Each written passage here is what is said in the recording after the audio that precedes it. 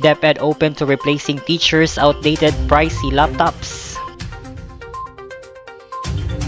The Department of Education or DepEd on Wednesday said it is considering replacing the reportedly outdated and pricey laptops purchased last year for public school teachers.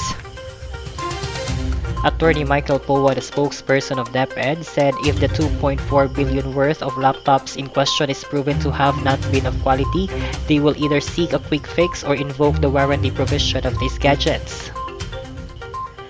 Tingnan natin kung mabagal talaga. Kung meron tayong quick fix within the department para matulungan iyong mga guro, gawin na natin. But that's the first course of action, he said during a joint presser with the Office of the Vice President.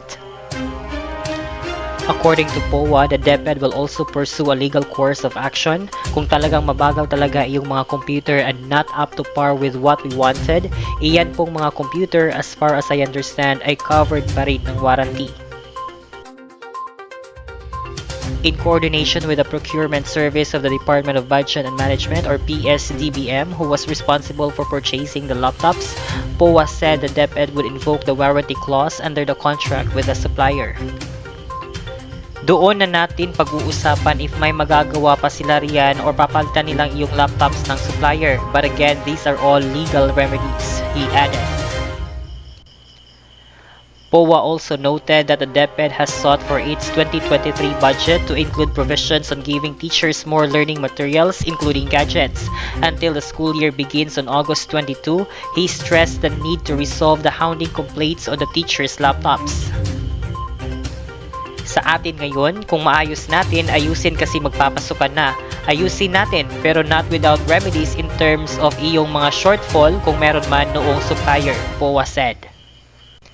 POA said the laptops, flagged by the Commission on Audit or COA and priced at 58,300 per unit, used funds from the Bayanihan to Recover as One Act or Bayanihan 2 to assist teachers in the transition to online distance learning during the COVID-19 pandemic. This was not an original program of the DepEd, although syempre gusto natin i-digitize iyong ating teachers noon because andyan iyong COVID, maraming lockdown, remote iyong schooling. That was the purpose of the laptops, he explained. POA then reiterated that the PSDBM was responsible for procuring the laptops, thus DepEd awaits documentation from PSDBM explaining the laptops' quality and pricing to COA. Sinisigurado po namin sa inyo that the DepEd is now coordinating closely with the COA. We're also coordinating closely with the new administration of PSDBM para masagot natin iyong audit observation memorandum at mabigay natin iyong mga document na kinakailangan pa po ng COA, he said.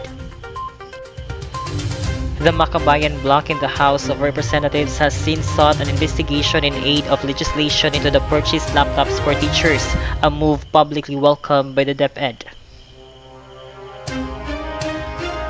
But when asked about the rekindled call to abolish the PSDBM in light of this controversy, POA said the DepEd will refrain from commenting at this point.